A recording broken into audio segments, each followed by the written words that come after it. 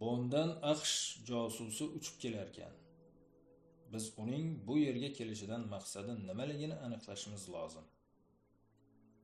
Bu topshiriqni bajarish oson kechmaydi. Bizga birgina imkoniyat berilibdi. U ham bo'lsa, keladigan odamning surati. Fikrimcha, amerikalik josuslar o'zlarini olib ketishlari uchun maxsus mashina chaqirishmaydi. Aeroportdan darhol taksiga o'tirishadi. O'zlarini oddiy odamday tutishadi. Bu bizga qo'l kelishi mumkin. Xo'sh, sen mashina hayday olasanmi? Dedi Anna yuzimga jiddiy tikilib. Uning qarashi mutlaqo sirli edi. Yo'q, dedim men kulib.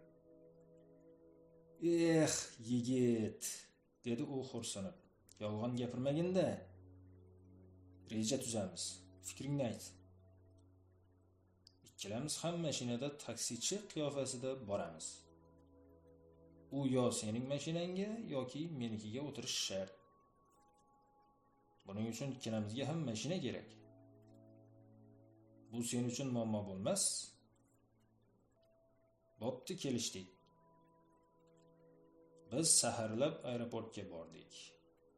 Anna ichkariga kirib, Bonddan keladigan samolyotlarning vaqtini aniqlab chiqdi. Va bu haqda menga to'liq ma'lumot berdi. Birinchi samolyot qo'nmaguncha yon atrofimizda birorta ham taksi yo'q edi.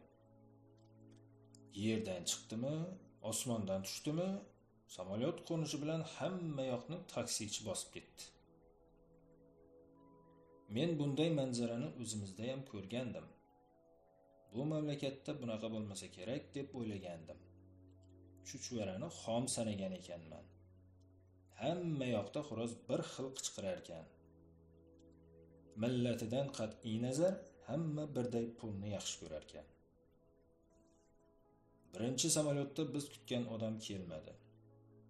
Hatto ikkinchisida ham uni uchratmadik. Nahotki uni o'tkazib yubordik, deya xavotir ola boshlaganimizda uchinchi samolyot yerga qo'ndi. Anna bilan darrov aeroport ichkarisiga kirdik. Mijoz bu safar ko'p kuttirmadi. Miyig'ida kulib, sumkasini sudragancha paydo bo'ldi. Zoomda Anna uning yoniga bordi-da, taksi kerakmi deb so'radi.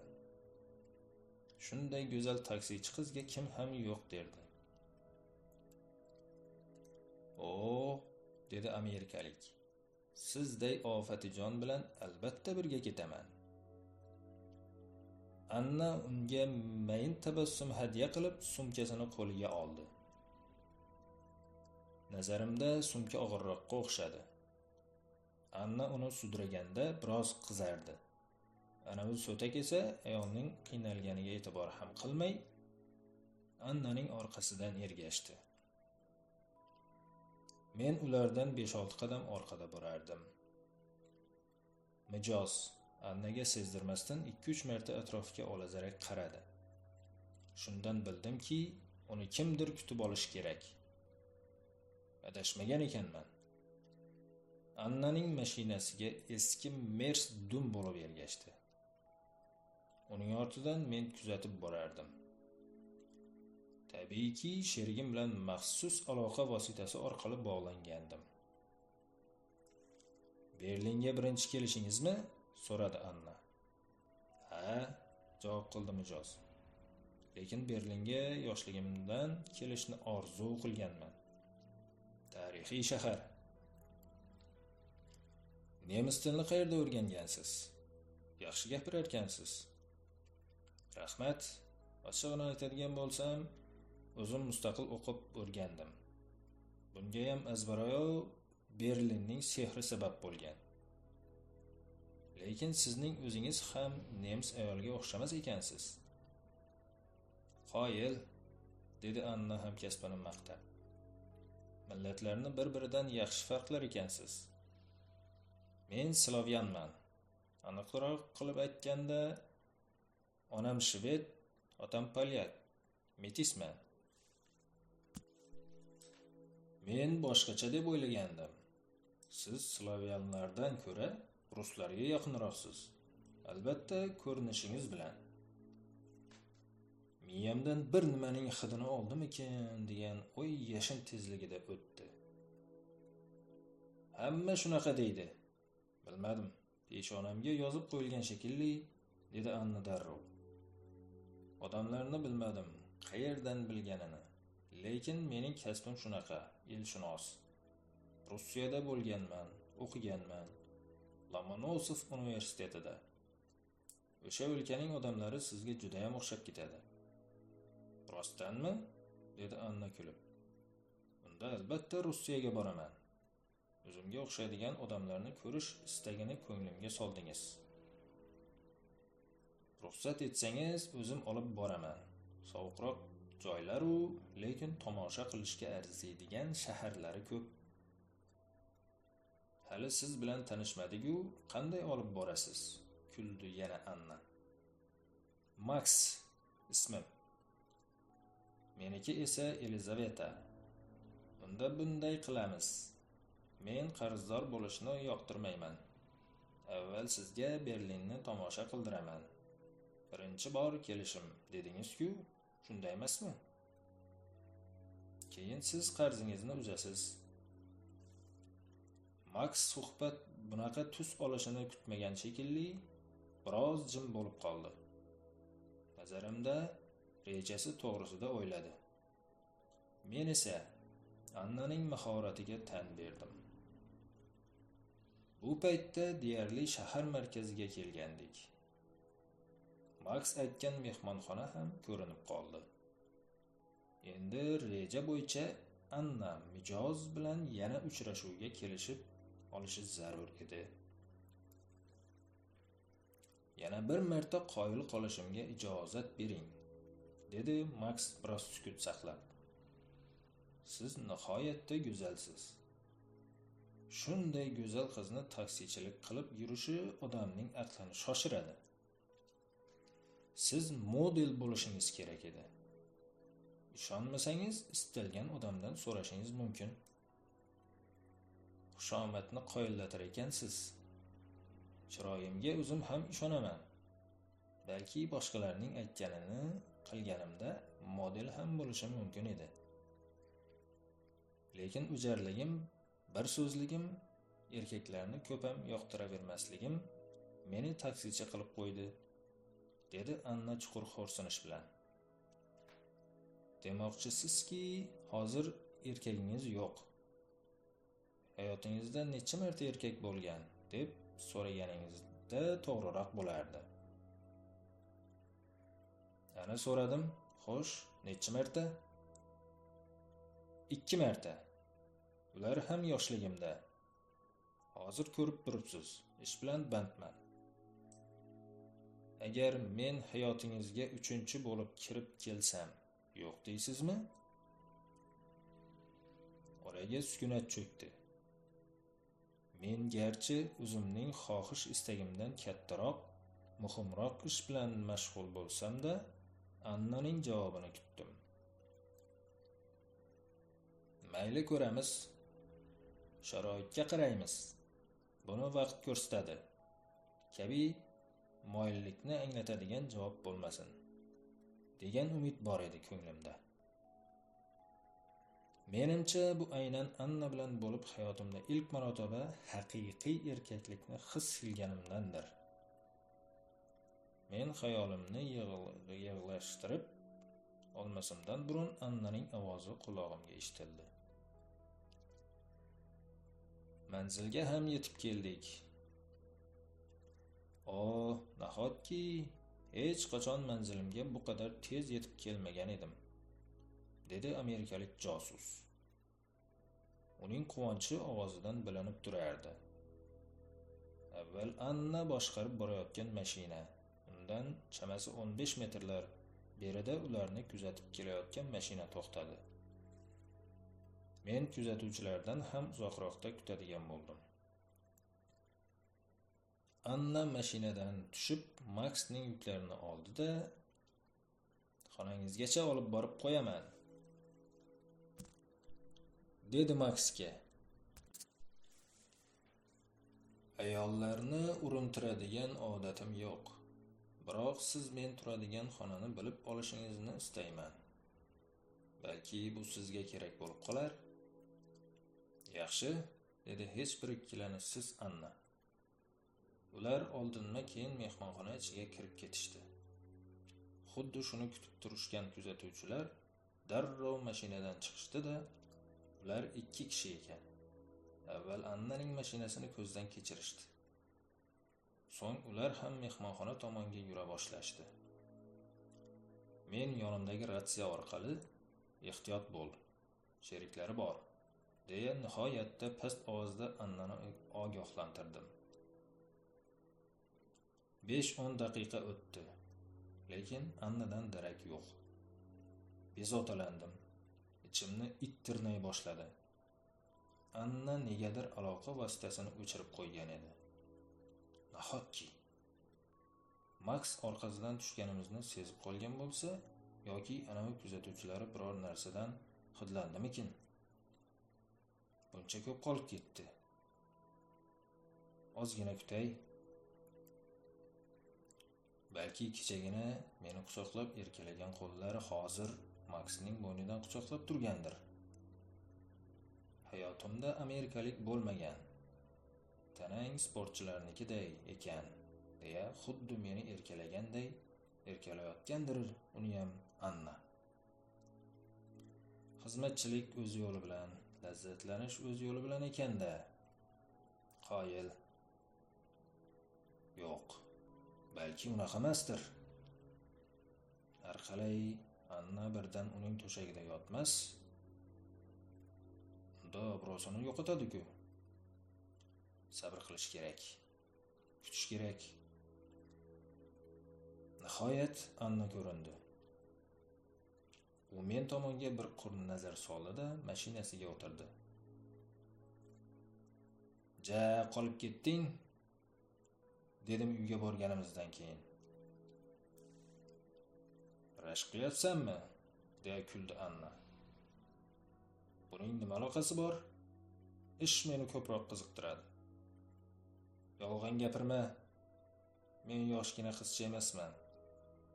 Bugun kechga Maks meni restoranga taklif qildi.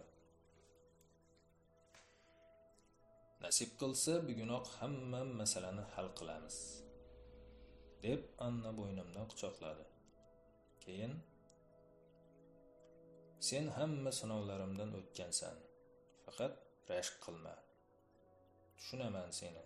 Hatto hayotingda birinchi ayol men bo'lganimdan xursandman. Birinchi bo'lish lazzatini hech anglab yetganmisan? Bo'pti. Ortiqcha valdiraganimiz yetar. Sen meni boshqa rashk qilma. Ishimizga to'g'ri kelmaydi", dedi. Kechqurun Anna odamning hissiyotini qo'zg'aydigan darajada kiyinib, menga biroz jilmayib qarab turdi-da, yo'lga otlandi. Albatta, men ham uning ortidan kuzatib ketdim. Yo'l-yo'lakay gazeta sotib oldim. Har tugul gazeta o'rni kelganda yashirinishda is qotadi. Buning ustiga nemislar juda o'qiydigan xalq ekan. Bir necha bor ularning yemekxonalarida gazeta o'qib o'tirishganini ko'rganman. Nega shunaqa? Hayronman. Yoki gazetalar odamning aqlini shoshiradigan darajasida zo'rmi? Yo bularning boshqa qiladigan ish yo'qmi? Ish qilib bu yog'iga aqlim yetmaydi. Restoranga Annadan biroz keyin kirdim. Bu paytda Anna Maksning yonidagi stolda o'tirardi. Men imkon qadar ularga qaramaslikka harakat qildim. Maksni hidlantirib qo'yishdan cho'chidim. Avvaliga Maks bilan Anna ozgina uyoq-buyoqdan gaplashib turishgan bo'lishdi-da, so'ng ishqiy mavzuga o'tib ketishdi. Avvaliga ularning gaplari menga qiziq tuyuldi. Keyin zerika boshladim. Hatto kostyumimga o'rnatilgan aloqa vositasini o'chirib qo'ysammikin degan fikrga ham bordim. Zerikkanimdan gazetani varaqladim. Padaringga la'nat. Kelib yalang'och qizlarning surati bilan to'la gazetani sotib olibman. Albatta, boshqa payt bu gazetani miridan sirigacha o'qib chiqqan bo'lardim. Har qalay, mening yoshimdagilar uchun qiziqda. Lekin hozir vaziyat boshqa. Buning ustiga anavi ikkalasi faqat shu haqda gaplashaverib, zeriktirib yuborishdi. Men sizni mehmonga chaqiraman, deb qoldi bir mahal Max. Nega buncha tez? So'radi Anna. O'ylaymanki, bir-birimizni yaxshi tushunib turibmiz. Siz haqsiz, deya iqror bo'ldi Anna. Ular o'rinlaridan turishdi. Men birdan stol ustidagi gazetaga termildim. Yonginamda oyoq tovushi eshitildi. Nazarimda Max menga qarab qo'yganday bo'ldi. Nihoyat eshik ochilib yopildi. Men biroz kutdim. Chunki Maxning ayg'oqchilari bo'lishi ehtimoli ham bor edi. Ayni paytda men bu yerda uzoq qola olmasdim. Shu bois restorandagilarga bir qarab chiqdim. Hech kim menga shubha uyg'otmadi. Sekin o'rnimdan turib, eshik tomon yo'naldim. Tashqarida men kuzatayotgan odamlar taksi to'xtatishib, endi mashinaga o'tirishayotgan ekan. Darhol men ham yo'l yoqasiga chiqdim. Vaqtimga darrov taksi kelib to'xtadi. Biroz yurganimizdan keyin ortimga o'girilib qaradim. Men ertalab ko'rgan qora Mers izimizdan tushgan edi. Angladimki, ishning pachavasi chiqdi. Sekingina Annaga sezib qolishdi, dedim aloqa vositasi orqali. Bu paytda u Maxdan hozir Angliyada ayollar asosan qanaqa kiyinishayotganiga haqida so'rayotgan edi. Mening xabarimni eshitgach, ovozi biroz o'zgardi. Oldinda ketayotgan mashina negadir shahar tashqarisiga qarab yo'l oldi. Bu mutlaqo kutilmagan holat edi. Chunki Max shahar tashqarisiga chiqish to'g'risida Annaga hech vaqo demagandi. Ko'nglimdan kechgan gapni Anna sezdi chog'i. "Qayerga boryapmiz?" deya Maxdan so'radi. "Men senga syurpriz qilmoqchiman", dedi Max kulib. Uning kulgusi boshqacha, kinoyali edi. Shu orada yonimda mashinani boshqarib borayotgan haydovchi menga g'alati qarab qo'ydi. Birdan ko'nglimda unga shubha uyg'ondi. Demak, Anna ikkalamiz ham qarmoqqa ilinish arafasidamiz, degan fikr o'tdi xayolimdan. Shahardan tashqariga chiqqanimizdan keyin birinchi duch kelingan ko'prik yonida Anna o'tirgan mashina to'xtadi. "Nega to'xtadik?" deya so'ragan Annaning savoli javobsiz qoldi. Uning o'rniga, "Xo'sh, oyim qiz, bir gaplashib olsak-a? Nima dedingiz?" dedi Max. "Faqat gaplashish uchun mashinani to'xtatish shartmidi?" kuldi Anna. Shu payt bizning mashinamiz ham to'xtadi. Men go'yo o'zimni hayron qolgan odamday ko'rsatib haydovchiga qarashim bilan u to'pponcha o'qtaldi-da, "Manzilingga yetib kelding, yigitcha", dedi xunuk tirjayib. Men haydovchining to'pponchani ushlab turishidan qurol ishlatishga malakasi ancha sustligini payqadim. "Shu holatingda meni qo'lga olmoqchimisan?" deya uning ustidan ichimda kuldim. Ayni lahzada o'zimni battar ajablangan ko'rsatib, "Nimalar deyapsiz? Mashinani haydang", dedim o'zimni sarosimaga tushgan ko'yga solib. "O'zingni go'llikka solma. Nima maqsadda yurganingni yaxshi bilamiz. Bilmaganimizni anavi xonimchang bilan birga aytib berasan." Haydovchining qolgan gaplari bo'g'zida qoldi.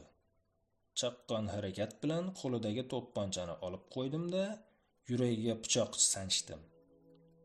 Bechora bir martagina xirilladi xolos. Keyin boshi yoniga qiyshayib qoldi. Men uning ko'kragidan pichoqni sug'urib olmadim. Chunki hammayoq qonga belanib ketardi. Nihoyat bizni kuzatib kelayotgan Mers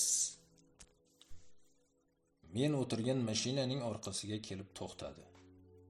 Men yonimdagi haydovchining murdasini orqa o'rindiqqa oshirib tashladim-da, o'zim haydovchi tomonning eshigini ochdim. Kutganimday Mersdan 4 kishi tushib, bittasi men tomonga yaqinlasha boshlagandi. Tezda kostyumimning ichki cho'ntagidan ovozi chiqmaydigan to'pponchamni oldim. Yaqinlashib kelayotgan dushman peshonasidan o'q yeb quladi. Ikkinchisini ham tinchitish qiyin bo'lmadi. Biroq qolgan ikkitasi bilan ancha vaqt bir-birimizga o'q uzishdik. Qarasam, hali beri ular bilan hisob-kitob yakunlanadiganga o'xshamaydi.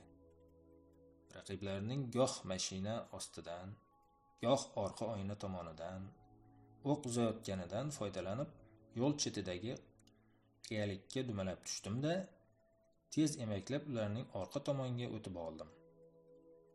Bunga uzog'i bilan 1 daqiqadan sal ziyodroq vaqt ketdi. Oy hali chiqmagan, hamma yoq qop-qorong'i. Faqat vizillab uchgan o'qlarning olov izi ko'rinardi. Dushmanlardan biri mashina ichida jon berdi.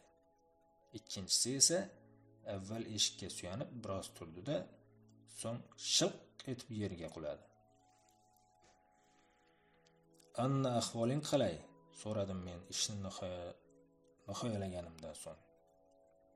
"Zo'r, kelaver", dedi u. Men tezda Anna o'tirgan mashinaga yetib bordim. Haydovchi mashina eshigiga osilgan ko'y o'lib yotar. Max orqa o'rindiqda unga Anna to'pponcha o'qtalib turardi. Biz ko'prik ostidan o'tib o'rmon tarafga ketdik. Mashinani shu yoqqa haydashimni Anna aytdi.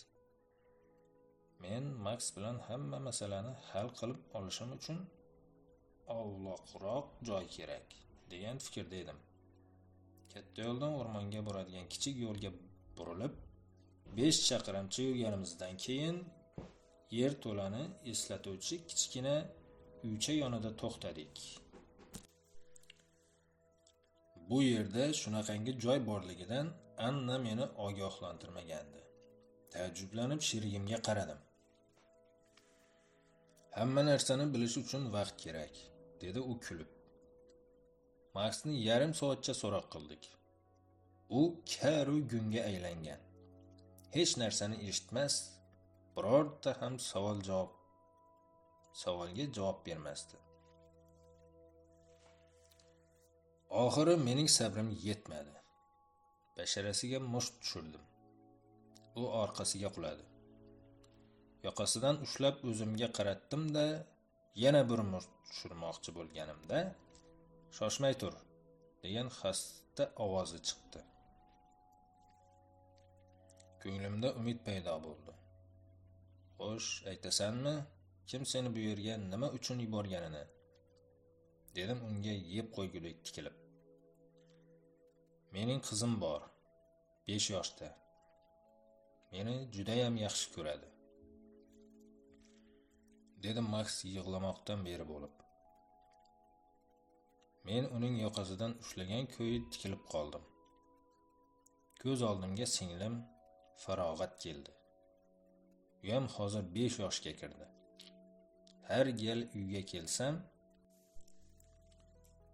"Eshak bo'ling, men minaman, ustingizga o't ortib kelaman", derdi beg'ubor ko'zlari chaqnab. Ovozi biram shirali, qiliqlari o'ziga biram yarashadiki, odamning ko'ngli ochilib ketadi. "Juda yaxshi, qizing bo'lsa. Biz so'ragan narsalarning hammasiga javob ber. Keyin seni qo'yib yuboramiz. Borasan o'sha seni jonidan ortiq yaxshi ko'radigan qizingning oldiga", dedi Anna mening yonimga kelib mayin ovozda. "Meni o'ldirishadi. Agar sizlarga ma'lumotlarni aytsam, keyin qizim bir umr meni ko'ra olmaydi. zorlanardi Maks. Bilsang, men ham birovning suyukli qiziman. Lekin sen boya o'ldirishga ham tayyor eding-ku meni. Buni nega o'ylamading? Dedi-da, Anna uning qorniga tepib yubordi. Kutilmagan zarbdan Maks bukchayib qoldi. Uni yana ancha vaqt kaltaklashimizga to'g'ri keldi. Nihoyat Maks joni ko'ziga shirin ko'rinib, bor ma'lumotlarni aytib berdi.